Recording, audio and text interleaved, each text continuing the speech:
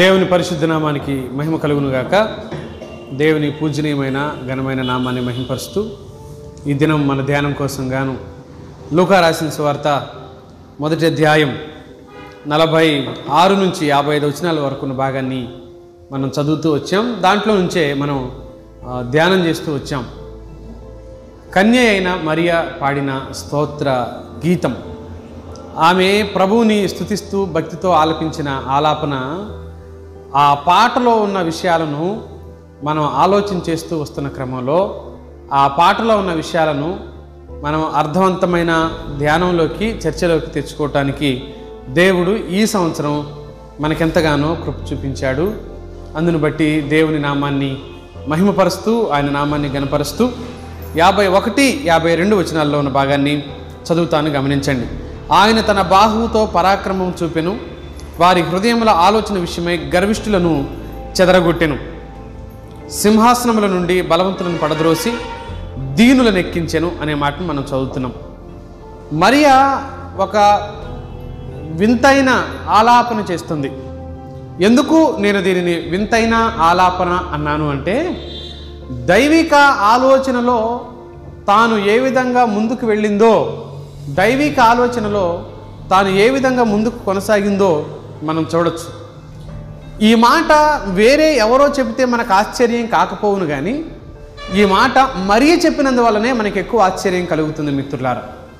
అదేంటి, వేరే వాళ్ళు చెబితే ఎందుకు ఆశ్చర్యం కలగదు, మరియ చెబితే ఎందుకు ఆశ్చర్యం అని కనుక మీరు నన్ను ప్రశ్నిస్తే, మరియా గర్వపడటానికి, మరియా అహంభావంతో మాట్లాడడానికి మరియకే ఎక్కువ అవకాశం ఉంది ఈ ప్రపంచంలో ఉన్న మనుషులందరిలో. ఎందుకంటే దేవునికి ఆవిడ తల్లిగా దేవుని చేత ఏర్పాటు చేయబడింది. దేవునికి తల్లిగా ఉండటానికి దేవుడు మరియని ఎన్నుకున్నాడు మిత్రులారా. మరియని ఎన్నుకున్న కారణం చేత సృష్టికర్త, జగద్రక్షకుడు, లోకరక్షకుడు అయిన వానికి ఆవిడ తల్లిగా ఉండబోతుంది. ఆమె తన సొంత గర్భంలో ఆయనను 9 నెలలు మోయబోతుంది, ఆయనను కని పెంచబోతుంది. అలాంటప్పుడు గర్వం విషయంలో ఆమె కంటే ఎక్కువ గర్వపడగలిగిన వాళ్ళు ఎవరుంటారు? అహంకారపూరితమైన ఆలోచన విషయంలో ఆమె కంటే ఎక్కువగా అహంకారంగా ఉండటానికి వీలు ఇంకెవరికి? కానీ దానికి భిన్నంగా మాట్లాడుతుంది మరియా. అహంకారులను దేవుడు, లేక గర్విష్ఠులను దేవుడు చెదరగొడతాడు అని చెప్తుంది మరియా. అంటే తాను గర్వపడే అవకాశం ఉండినప్పటికీ కూడా, తాను అహంకారంగా నడుచుకునే అవకాశం ఆమెకు ఉండినా కూడా, అహంకారంగాను గర్వంగాను నడుచుకోవటానికి ఎన్ని అవకాశాలను అవన్నీ కూడా నెట్టేసింది ఆవిడ, తిరస్కరించింది. సరికదా, అది ఒక పాపం అని చెప్తుంది. మనుషులు చేసే పాపాలు చాలా, వాటిని మనం పాపాల జాబితాలోకి తీసుకోం మిత్రులారా. వాస్తవానికి ఈ కాన్సెప్ట్లో మనం చేస్తున్న ఆలోచన ఏంటంటే, గర్వం గురించి మాట్లాడుతుంది దేవుని వాక్యం. గర్విష్ఠుల గురించి మాట్లాడుతుంది. మితిమీరిన అహంకారమే గర్వం. ఈ గర్వము దేవుడు అసహించుకునేది, ఈ గర్వము దేవుడు తిరస్కరించేది. గర్వాన్ని బట్టి దేవుడు బాధపడతాడు, గర్విష్ఠులను దేవుడు చెదరగొడతాడు అనే మాట మరియ మాటల్లో చూడగలుగుతున్నాం. మరియా ఆలోచన ధోరణి, మరియా ఆలోచన విధానం ఏ విధంగా ఉందో మనం చూడొచ్చు.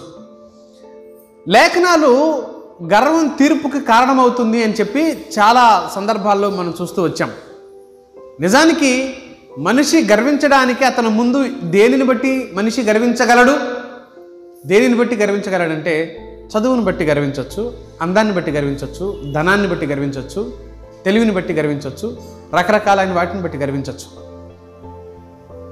ఒకవేళ గర్వించడమే ప్రారంభిస్తే మరియ ఏమని గర్వించాలి చెప్పండి?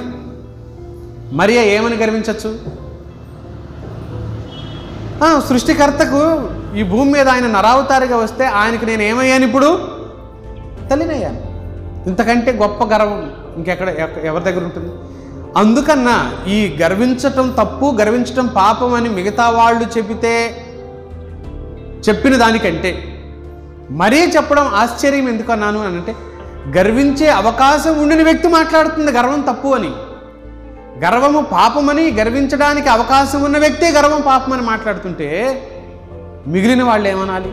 అయితే మరి ఏమంటుంది? ఆ గర్వపడే అవకాశం నాకు ఉన్నా సరే, ఈ అవకాశం ఎలా కలిగింది? దేవుడు తన దాసురాలి దీనస్థితిని ఏం చేశాడంట? కటాక్షించాడు కాబట్టి ఈ అవకాశం కలిగింది అని చెప్పింది. రెండో పార్శ్వాన్ని మనం ఇప్పుడు ఆలోచన చేయబోతున్నాం. మరియ చేస్తున్న ఆలోచన ధోరణి. అసలు మనం దేనిని బట్టి గర్వించాలి? మన సంపద మనం తెచ్చుకోవాలి. ఈ భూమి మీదకి వస్తువు మన తాత ముత్తాతలది. వాళ్ళకెక్కడిది? దేవుడు సృష్టించి పెట్టిందే ఈ భూమి మీద ఉన్న ఏదైనా బంగారమైనా సరే. నీకు కిలోలు కిలోలు బంగారం ఉన్నా, వందల వేల ఎకరాలు పొలాలు స్థలాలు ఉన్నా అది ఈ సృష్టికర్తదే, ఆయన సృష్టించిందే. నువ్వు అనుభవించడానికి 70 ఏళ్ళు 80 ఏళ్ళు 100 ఏళ్ళు వేసుకో. 100 ఏళ్ళు నువ్వు భూమి మీద బ్రతికితే దాన్ని నువ్వు అనుభవించడానికి, నువ్వు బ్రతకడానికి, నీ బ్రతుకులో లోపం రాకుండా ఉండటం కోసం, నువ్వు ఇబ్బంది పడకుండా ఉండటం కోసం దేవుడు నీ కొరకు ఏర్పాటు చేశాడు దాన్ని. అది దేవుడిచ్చిందిగా నువ్వు భావించగలిగితే గర్వించడానికి అవకాశం ఏముంది? అది దేవుడిచ్చిందిగా నువ్వు అనుకుంటే గర్వించడానికి అవకాశం ఏముంది? నిజానికి ఎన్నున్నా కూడా మనిషికి దగ్గర అవుతున్న మరణాన్ని లంచం ఇచ్చి తప్పించుకోగలుగుతాడా ఎవరైనా? మీకు అర్థమవుతుందని చెప్తున్నమాట. దగ్గర అవుతున్న మరణాన్ని ఏ మనిషి అయినా లంచం ఇచ్చి తప్పించుకోగలుగుతాడా? డాక్టర్ గారు అంటారు, ఏమంటారు? సీరియస్ కండిషన్ ఉన్న పేషెంట్ని తీసుకెళ్తే ఐసీయూలో పెట్టి, ఇదివరకు 24 గంటలు అనేవాళ్ళు, ఇప్పుడు వాళ్ళకు కూడా చాలా తేడా వచ్చేసింది. ఏమంటున్నారు? 48 గంటలు గడిస్తే కానీ ఏ విషయం మేము చెప్పలేము. పూర్వం 24 గంటలే అనేవాళ్ళు, 24 అవర్స్ గడిస్తే ఏదని చెప్తాం అంటారు. ఇప్పుడు ఏమంటున్నారు? ఖచ్చితంగా ఎక్కడైనా 48 అవర్సే. 48 అవర్స్ అయిన తర్వాత, 48 గంటలు అయిన తర్వాత ఏం చెప్తారు? బతికితే బతుకుతాడని చెప్తారు, చచ్చిపోతే చచ్చిపోయింది అని చెప్తారు. ఇక అంతకుమించి చెప్పడానికి ఏముండదు అక్కడ కూడా. అదే ముచ్చట మనమో చెప్పొచ్చు, కానీ వాళ్ళు ట్రీట్మెంట్ చేసిన తర్వాత చెప్తారు. అంటే ఒక మాటలు చెప్పాల్సి వస్తే ఎవ్వరి ఆధీనంలో మరణం లేదు. ఎవ్వరి ఆధీనంలో మరణం లేదు. ఎంత మేధావైనా డాక్టర్ గారు అదే టైం చెప్తాడు, టైం తర్వాత చెప్తా, అది మన చేతుల్లో ఏమీ లేదు అని అంటారు. నిజానికి మిత్రులారా, లంచం ఇచ్చి లేకపోతే డబ్బులు ఇచ్చి మరణాన్ని తప్పించుకునే అవకాశం ఉంటే కోటీశ్వర్లు ఎప్పటికీ చచ్చిపోరు. కోటీశ్వర్లు ఎప్పటికీ చచ్చిపోరు. వాళ్ళు ఈ భూమి మీద బ్రతికే ఉంటారు. డబ్బులు ఇచ్చి తప్పించుకునే అవకాశం ఉంటే. కనుక వారసత్వంతో వచ్చే సంపద, లేకపోతే దేవుడు బహుమానంగా ఇచ్చిన శరీర సౌందర్యం, వారసత్వ సంపద అయినా సరే నువ్వు బ్రతికినంత కాలమే అనుభవించగలుగుతావు. కర్మగాలి, షుగర్, బీపీలు ఈ రెండు చాలు. చెన్నై సర్వసాధారణంగా అందరిలో ఉంటున్నాయి. షుగర్, బీపీ చాలు. నీకున్న ఆస్తిని నువ్వు సంతోషంగా కనీసం కడుపు నిండా భోజనం చేసే, ఆ పదం వాడతా, అదృష్టం కూడా లేకుండా పోవటానికి ఈ 2 చాలు మనిషికి. ఏంటి ఆ 2? క్యాన్సర్ అక్కర్లేదండి, క్యాన్సర్ అక్కర్లేదు. షుగర్, బీపీలు చాలు. వీళ్ళు కడుపు నిండా కనీసం నాలుక రుచించే విధంగా పప్పులోనైనా సరిగ్గా ఉప్పేసుకుని తినే అదృష్టం కోల్పోవటానికి ఒక బీపీ చాలు. కడుపు నిండా తినకుండా ఉండటానికి, ఆకలి అవుతున్నా కూడా అన్నంకెళ్ళి చూసుకుంటూ పస్తులు ఉండటానికి ఒక షుగర్ చాలు. ఈ 2 చాలు. ఒక మనిషి చచ్చి బతకడానికి 2 చాలు.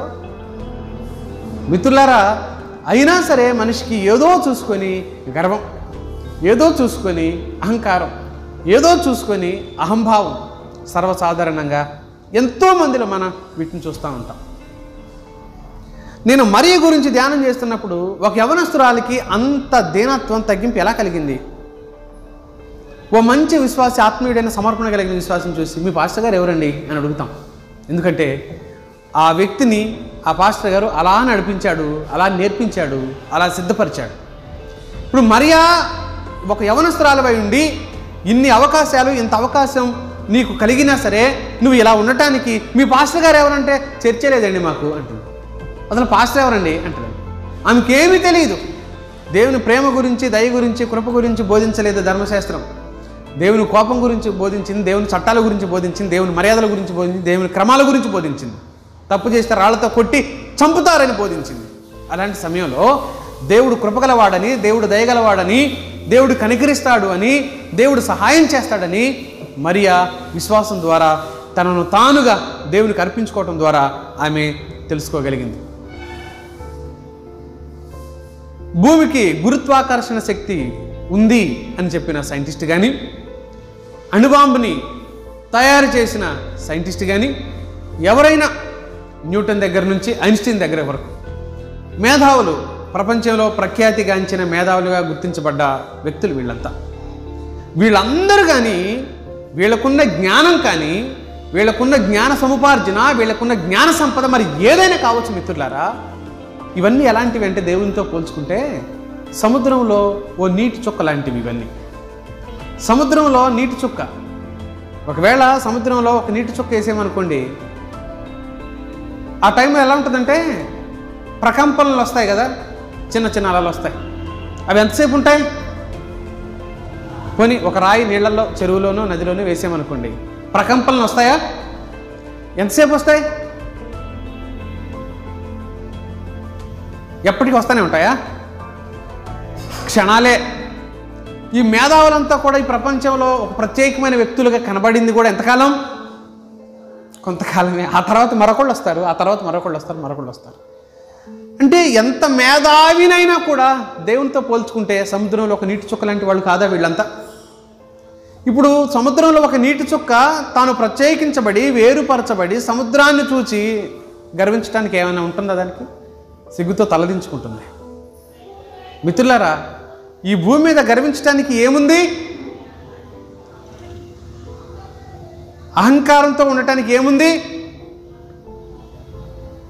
కొరింథీ పత్రికలో చదువుతాం, జ్ఞాని జ్ఞానాన్ని బట్టి, శూరుడు శౌర్యాన్ని బట్టి, వీరుడు తన వీరత్వాన్ని బట్టి, దేనిని బట్టి గర్వించినా కూడా దేవుడు సంతోషించేవాడు కాదు. యెహోవాను నేనేనని నన్ను పరిశీలనగా తెలుసుకున్నట ద్వారా నేను ఆనందిస్తా, దానిని బట్టి నేను సంతోషిస్తా అన్నాడే తప్ప దేవుడు భౌతికమైన దేనిని బట్టి కూడా దేవునికి సంతోషం లేదు. దైవ సంబంధమైన ఆలోచన అలవాటు చేసుకోగలిగిన వాడు ఖచ్చితంగా కృపను గుర్తించగలుగుతాడు. కృపను గుర్తించగలిగిన వాడు ఆయన పాదాల చెంత నిత్యము కన్నీటితో వాటిని తడపటానికి ప్రయత్నం చేస్తుంటాడు. దేవుడి కృప మనిషికి అర్థం కానంత వరకు. కృప ఎప్పుడు ఎవరికి అవసరం అంటే అయోగ్యుడైన వానికి దక్కేదే దేవుని కృప. ఇతని స్థానాన్ని పూర్తిగా మార్చివేసిందే దేవుని కృప. ఒక నరకపాత్రుని పరలోక రాజ్య వారసునిగా చేసిందే దేవుని కృప. ఇప్పుడు అయోగ్యుడైన వానికి యోగ్యతనిస్తే, ఎందును బట్టి నేను ఇలా అయ్యాను?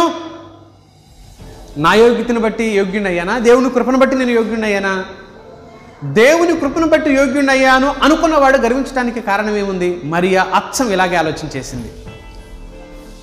దేవుడు తన దాసురాలి దీనస్థితిని కటాక్షించి నాకు ఈ అవకాశాన్ని ఇచ్చాడు, కానీ నేను యోగ్యురాలనని, నేను సమర్థురాలనని, సరిపోయిన దానినని, మంచిదానినని, నీతిమంతురాలనని అని దేవుడు నాకు ఇవ్వలేదు ఈ అవకాశం అంటుంది ఆవిడ.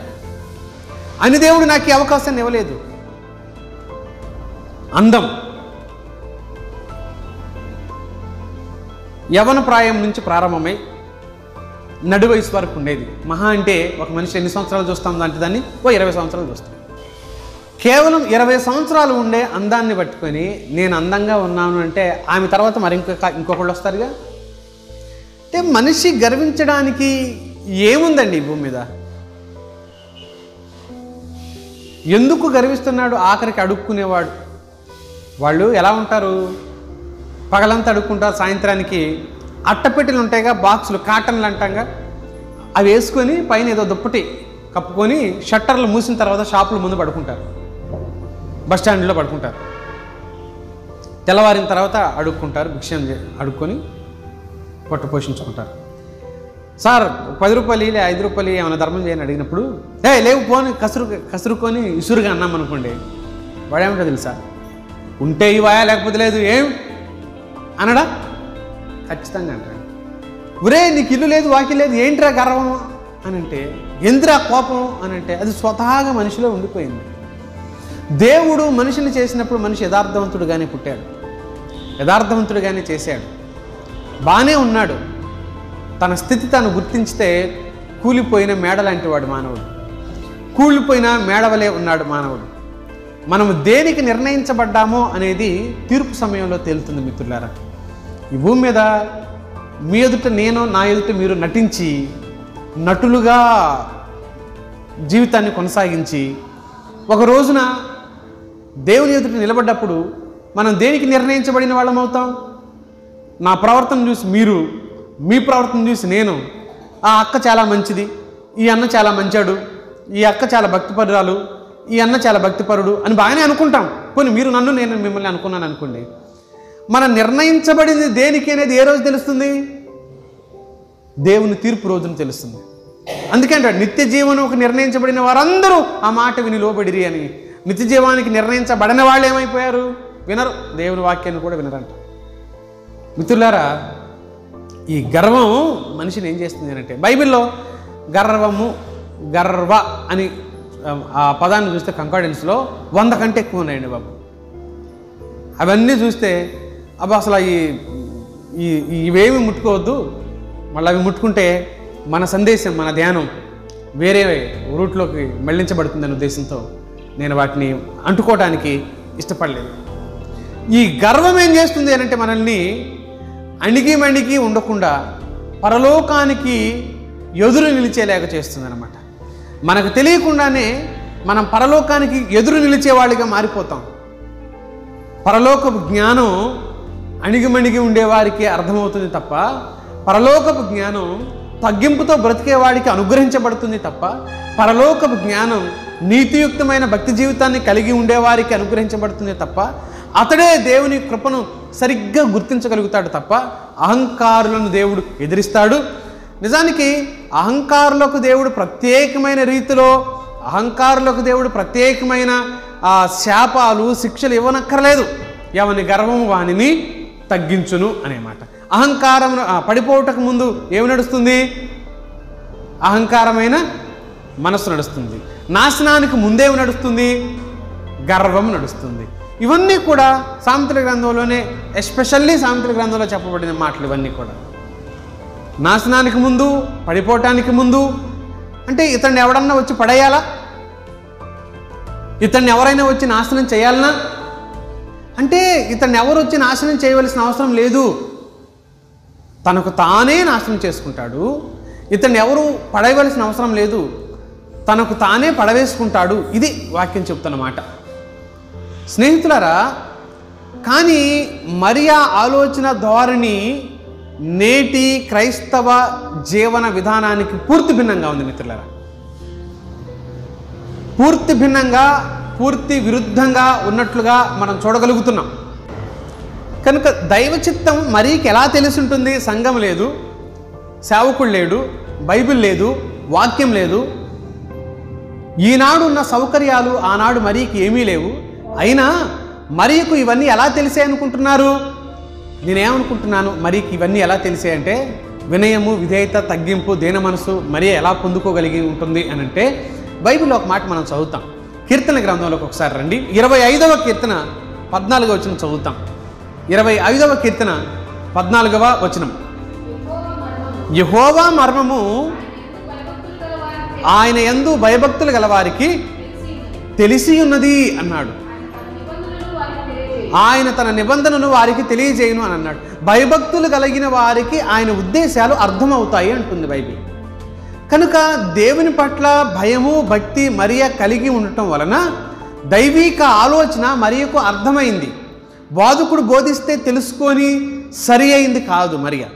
బోధకులు బోధిస్తే నేర్చుకొని మార్చుకున్నది కాదు మరియ. దేవుని యందు భయభక్తులు కలిగి ఉండటం వలన ఆమెకు దేవుడే నేర్పించాడు, ఆమెకు దేవుడే బోధించాడు. ఆమె మనసులో దేవుని ఆత్మ విషయాలను రంగరించి పోశాడు. ఆ కారణం చేత మరియా తన ఆలోచనలు పూర్తిగా మార్చివేసుకుంది మిత్రులారా. తన ఆలోచనలు పూర్తిగా కాదు, పూర్తి భిన్నంగా మార్చుకోగలిగింది. ఈనాడు ఈ మధ్యాహ్న కాల సమయంలో మనం ఆలోచన చేస్తున్న ఈ సమయంలో ఎన్నో బోధించబడుతున్నాం. మనం ఎన్నో సందేశాలు మనం వింటున్నాం. టీవీ ఆన్ చేస్తే టీవీలో వింటున్నాం, ఫోన్లో వింటున్నాం, రకరకాల మాధ్యమాల్లో వింటున్నాం. పూర్తి బైబిల్ ఒకటి మన చేతిలో ఉంది. ఇప్పటికీ ఎంతో గొప్ప గొప్ప బోధకులు బోధించగా విన్నాం. నేనంటే ఒక చిన్న సేవకుడిగా, చిన్న బోధకుడిగా నేనేదో మాట్లాడుతున్నాను. నాకు తెలిసిన విషయాలు మాత్రమే మాట్లాడుతున్నాను. కానీ గొప్ప గొప్ప బోధకులు బోధలు మనం విన్నాం. అయితే మరి ఇలాగ ఆలోచన చేసామా ఎప్పుడైనా? నేను యేసుక్రీస్తుకు తల్లిగా ఉన్నాను అనే కనీస ధ్యాస ఆ యవనస్తురాల్లో రాలేదు. ఏమంటుంది? నేను ఆయన దాసురాలని. ఆయన నాకు ఎవరంటుంది? రక్షకుడు అంటుంది. మరి ఏమంటుంది యేసుక్రీస్తు ప్రభుని? ఆయన నా రక్షకుడు, ఆయన నా దేవుడు, నేను ఆయనకు దాసురాలని. నాకు ఈ అవకాశం కలిగింది అంటే ఆయన కటాక్షించి నాకు ఈ అవకాశం ఇచ్చాడు తప్ప నేను దానికి సాటి అయిన దానిని కాను. ఎలా చెప్పగలిగిందండి? ఇదే కదా భక్తి జీవితం అంటే, వినయం అంటే, సాధుత్వం అంటే, దీనత్వం అంటే. తన వంటి హీన పాత్రను దేవుడు ఆయన తన పని కొరకు ఉపయోగించుకున్నాడు అని ఆమెకు సంతోషం కలిగింది. తన వంటి దీన పాత్రను దేవుడు తన పని కొరకు వాడుకున్నాడు అని తను సంతోషించగలిగింది. అందుకని ఆ మాటలన్నీ అలా మాట్లాడగలిగింది మరియ. అందుకని ఆ మాటలన్నీ అలాగ చెప్పగలిగింది మరియ. మిత్రులారా, దీనత్వం గురించి, తగ్గింపు గురించి ఏ మత గ్రంథంలో కూడా చెప్పలేదు. యేసుక్రీస్తు ప్రభువారు తాను ఈ భూమి మీదకి దిగొచ్చి దీనత్వం అంటే ఏంటో చెప్పాడు, తగ్గింపు అంటే ఏంటో ఆయన వివరంగా చెప్పినట్లుగా మనం చూడగలుగుతున్నాం. అన్ని అవకాశాలు ఉండి కూడా తనను తాను దీనుడుగా ఆయన కనపరుచుకునే విధానం మనం చూడొచ్చు బైబిల్లో. దేవుడు స్వచ్ఛమైన ఆత్మగా సాతానుని సృజించినా కూడా పడిపోయి చెడిపోయిన దేవదూత అని మనం పిలుస్తున్నాం. తాను కూడా అహంకారంతో పడిపోయిన కారణం చేత పడిపోయిన దేవదూత, చెడిపోయిన దేవదూత అని మనం పిలుస్తున్నాం ఈ రోజున. కారణం ఏంటి అంటే దేవుడు చేసిందే అంతా పరిపూర్ణమైందే. లోపం కలిగి సృష్టి చేయలేదు దేవుడు. లోపభూయిష్టమైన పనిని దేవుడు చేయలేదు. దేవుడు సాతాను దిగజారిన దూత అయినప్పటికీ ఆయన ఇంకా దాన్ని కూడా నరకంలో వేయలేదు, సాతానుని కూడా నరకంలో వేయలేదు. అంటే ఆయన ఓపిక, పేషెన్స్ ఎలాంటిదో మనం చూడొచ్చు. ఆయన ఓపిక ఎలాంటిదో చూడొచ్చు. ఆయన సహనం ఎలాంటిదో చూడొచ్చు. ఆయన ఓర్చుకునేది కూడా దేనిని? అపవాదిని, సాతానుని, తనను తనకు సంబంధించిన వారందరిని విసిగిస్తూ నిత్యం నష్టపరుస్తున్నా కూడా ఆయన ఓర్చుకున్నాడు. చూడండి, ఆయన ఓర్పు ఎంత అద్భుతమైంది మిత్రులారా.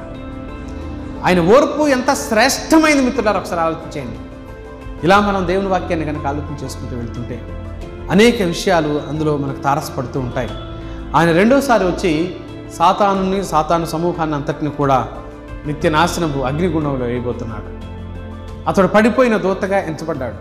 యెషయా గ్రంథంలో మనం చదువుతాం 14వ అధ్యాయం 14-15 వచనాల్లో అతడు పడిపోయిన దూతగా అతడి గురించి మనం మాట్లాడతాం.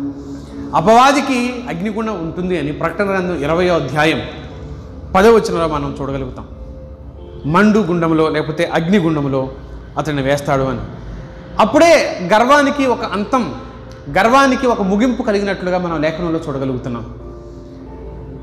గర్వం ఎంత ప్రమాదకరమైందో ఇది నాన్న. రకరకాలైన గర్వాలు మనల్ని ఏలుబాటు చేస్తూ ఉంటాయి. వాస్తవానికి అది ఒక గర్వంగా మనం భావించాం, అది ఒక క్వాలిఫికేషన్గా, అర్హతగా భావించి అందులోనే సంతోషిస్తుంటాం. దేవుడు ప్రేమించి మనకి ఏదైతే బహుమానంగా ఇచ్చాడో, దేవుడు ప్రేమించి మనకి ఏదైతే ఈవిగా ఇచ్చాడో, ఆ ఈవిని బట్టి మనం గర్వించి అదే దేవునికి విరుద్ధంగా బ్రతుకుతున్నామని ఆలోచన చేయం చాలాసార్లు. ధనముందనుకోండి, దేవుడు నిన్ను దీవించి ధనమిస్తే, బలముందనుకో దేవుడు నిన్ను దీవించి బలమిస్తే, అందముందనుకో దేవుడు నిన్ను దీవించి అందమిస్తే, జ్ఞానముందనుకో దేవుడు నిన్ను దీవించి జ్ఞానమిస్తే, నీ బ్రతుకు కోసం, నీ బ్రతుకు సౌలభ్యం కోసం, నీ జీవన సౌలభ్యం కోసం దేవుడు నీకు ఏదైనా ఇస్తే, చదువు ఇస్తే, ఏది ఇచ్చినా కూడా దానిని బట్టి అది ఒక అర్హతగా భావించి అందులోనే నువ్వు గర్వపడుతూ దేవునికి విరుద్ధంగా బ్రతుకుతుంటావు నీకు తెలియకుండానే. కానీ దేవుడిచ్చిన బహుమానంగా ఎంచితే ఆయన సంతోషిస్తాడు. దేవుడు నాకు ఇచ్చిన బహుమానం.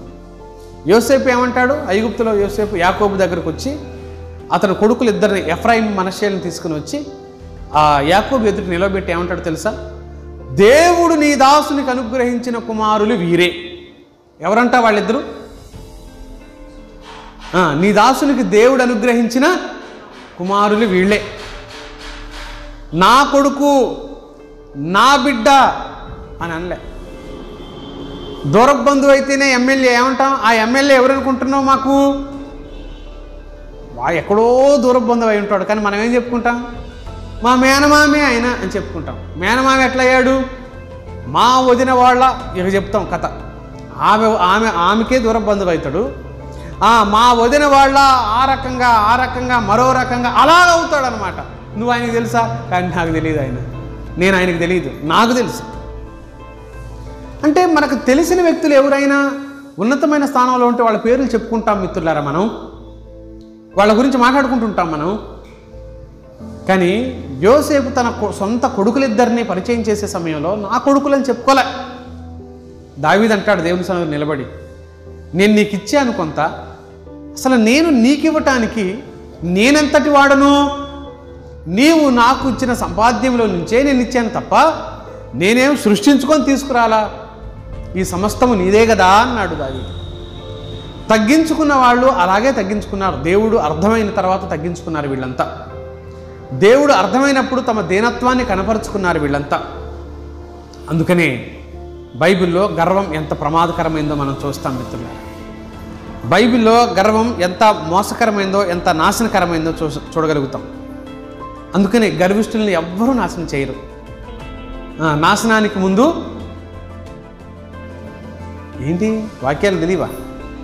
నాశనానికి ముందు గర్వం నడుచును, పడిపోవుటకు ముందు అహంకారమైన మనసు నడుచును. అంటే ఇంకెవరన్నా ప్రత్యేక వచ్చి వీళ్ళని పడదొయ్యాలి, ఇంకెవరైనా నాశనం చేయవలసి ఉందా గర్వంతో ఉండవాడిని? అక్కర్లేదండి. వాని గర్వం వానిని నాశనం చేస్తుంది.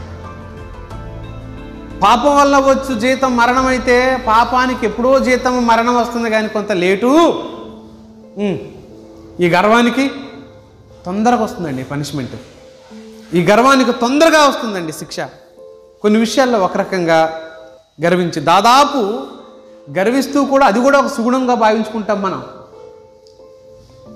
గర్వంతో ఉంటూ అది కూడా ఒక సుగుణంగా, అది కూడా ఒక మంచి గుణంగా మనం భావిస్తూ ఉంటాం.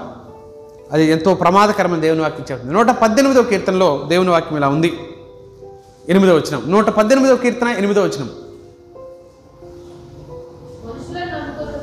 మనుషులను నమ్ముకొనుట కంటే యెహోవాను ఆశ్రయించుట మేలు, రాజులను నమ్ముకొనుట కంటే యెహోవాను ఆశ్రయించుట మేలు. 146వ కీర్తన 3వ వచనం చూడండి. 146వ కీర్తన 3వ వచనం. రాజుల చేతనైనను నరుల చేతనైనను రక్షణ కలగదు. ఈ వాక్యాలు ఏం చెప్తున్నాయంటే గర్విష్ఠులు శిక్ష పొందటం, దీనులు గౌరవం పొందటం గురించి మాట్లాడుతుంది దేవుని వాక్యం. ఏ రకంగా వారు యథార్థతలో దీనత్వంలో ఉన్నారు, భౌతికమైన ఎవరినో ఆశ్రయించి అహంభావ పడలేదు అని చెప్పడానికి వాక్యం ఉపయోగపడుతుంది. ఇంకా కీర్తనలో 123వ కీర్తన కూడా అదే సారాంశాన్ని, 131వ కీర్తన కూడా అదే సారాంశాన్ని మనకి జ్ఞాపకం చేస్తుంది మిత్రులారా. అయితే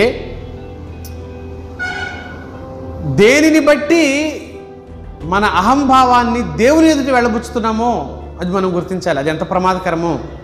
ఎవరి ఎదుట మనం వెళ్ళబుచ్చే అహంకారం మరియ స్తుతి కీర్తనలో మొదట సరిగ్గా అర్థం చేసుకున్న వాడికి సాగిల పడేలాగా చేస్తుంది. నేను ఇన్ని వర్తమానాలు ఈ 4 వచనాల్లోంచి ఎలా చెప్పగలుగుతున్నాను అంటే ఆమె భక్తి జీవితాన్ని చెప్తున్నాం తప్ప, ఆమె ఏ విధంగా ప్రభువుని ఆరాధించిందో తప్ప దీంట్లో మనం ప్రత్యేకించి చెప్పడానికి ఏమీ లేవు మిత్రులు. దీంట్లోంచి ప్రత్యేకించి కొత్తగా మనమేదో తయారు చేసుకొని చెప్పే ఏమీ లేవు ఇందులో. ఆనాడు దేవునికి ఆ యవన కన్యక, ఆ బీద కన్యక ప్రభువుని ఎంత ఉన్నతంగా ఆరాధించిందో, ప్రభువుని ఎంత ఉన్నతంగా అర్థం చేసుకుందో, ఆయనకు చెందవలసిన మహిమను ఏ విధంగా చెల్లించిందో, తనకు ఇవ్వబడిన అవకాశాన్ని కృపతో ఇవ్వబడింది అని చెప్పడంలో ఆమె భక్తి ఎంత ఉన్నతమైన స్థానాల్లో ఉందో మనం అర్థం చేసుకోవచ్చు. దేవుని కృప వలన నేను అందరిలా కాదు, నేను పర్ఫెక్ట్గా ఉండటం వల్ల, జాగ్రత్తగా ఉండటం వల్ల, సరిగ్గా ఉండటం వల్ల, భక్తిగా ఉండటం వల్ల నాకు కలిగింది అని అనటం లేదు మరియ. దేవుడు తన దాసురాలి దేన స్థితిని ఆలోచించండి. ఇంకా మీరు ఆలోచించండి. దేవుని ఆత్మ మీకు మరిన్ని విషయాలు నేర్పిస్తాడు మీ మనసుకు. నేను చెప్పిన మాటలనే కాకుండా ఇంకా ఆలోచన చేయడానికి ప్రయత్నం చేయండి. ఇక్కడ మాటలు ఇక్కడే విడిచిపెట్టి వెళ్ళిపోకుండా దేవుని వాక్యాన్ని మీ మనసులో ఇంకా ఆలోచన చేయడానికి, అర్థం చేసుకోవడానికి ప్రయత్నం చేయండి. దేవుడు మీకు మరిన్ని విషయాలు బోధిస్తాడు.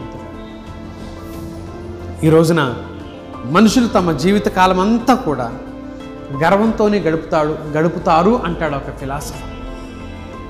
ఒక చెడిపోయిన వాడిని చూసి కూడా నిలబడ్డేవాడికి గర్వం, నేనైతే అలాగ చేయను. ఎలా చేస్తావు? నీకు అవకాశం ఇస్తే నువ్వేమైపోదువో, నీకు అవకాశం ఇస్తే నువ్వేమైపోదువో. మార్పులు చెందని ప్రతి మనిషి ఇలాగే ఆలోచన చేసుకుంటాడు మిత్రులారా. మార్పు చెందని ప్రతి మనిషి ఇలాగే ఆలోచన చేసుకుంటాడు, ఒక పడిపోయిన వాడిని గురించి, ఒక చెడిపోయిన వాడి గురించి. ఆ సమయంలో, ఆ స్థితిలో నేనైతే ఎలా ఉంటాను, నేనైతే ఏం చేస్తాను, నేనైతే ఎలా చేస్తాను. ఇవ్వబడిన ఆధిక్యత ఏదైనా ప్రభువు ద్వారా పొందాను, దేవుని ద్వారా పొందాను అనటం కంటే ఉత్తమమైనది, ఉన్నతమైనది ఈ దినాన మనిషికి ఏముంది ఆలోచించేయండి. ప్రభువు దయ వలన, ప్రభువుని బట్టి, ప్రభువు ద్వారా నేను పొందుకున్న ఆధిక్యత అనగలిగిన వ్యక్తులు మన మధ్యలో ఎంతమంది ఉన్నారు? ఈ క్రిస్మస్ దినాల్లో మనం నేర్చుకోవాల్సింది మరీ నుంచి ఏంటి అంటే దీనత్వము, విధేయత, తగ్గింపు. ఇవి పరలోకానికి బాటలు వేసేవి మన ఎదుట. పరలోకపు బాటను మరింత సుగమం చేసేవి. పరలోకపు బాటను మన ఎదుట సరి అయిన రీతిలో, సరి అయిన పద్ధతిలో నిలవబెట్టే మిత్రులారా, ఆలోచించడానికి ప్రయత్నించండి. దేవుని వాక్యపు వెలుగులో అంతరంగాన్ని పరిశీలించుకోవడానికి ప్రయత్నం చేయండి. అహంకారులను ఎదిరించి దేవుడు దీనులకు కృపనిస్తాడు అనే వాక్యాన్ని మనం చాలాసార్లు చదివాం. అహంకారం అంటే దేవునికి అసహ్యం అనే విషయం మనందరికీ తెలుసు. అలాంటి వ్యక్తుల విషయంలో దేవుడు విముఖుడుగా ఉంటాడు. గర్విష్ఠులను అణిచివేసి దీనులకు ఆయన కృపనిస్తాడు. సమూయేలు మొదటి గ్రంథంలో 2వ అధ్యాయం 8వ వచనంలో హన్నా చేసిన స్తోత్రంలో కూడా, స్తోత్ర ఆలాపనలో కూడా అదే మాట చదువుతాం. చూడండి, సమూయేలు మొదటి గ్రంథం 2వ అధ్యాయం 8వ వచనంలో హన్నా దేవాలయంలో చేసిన ప్రార్థనలో, స్తుతిలో ఈ మాట చదువుతాం. 2వ అధ్యాయం 8వ వచనం.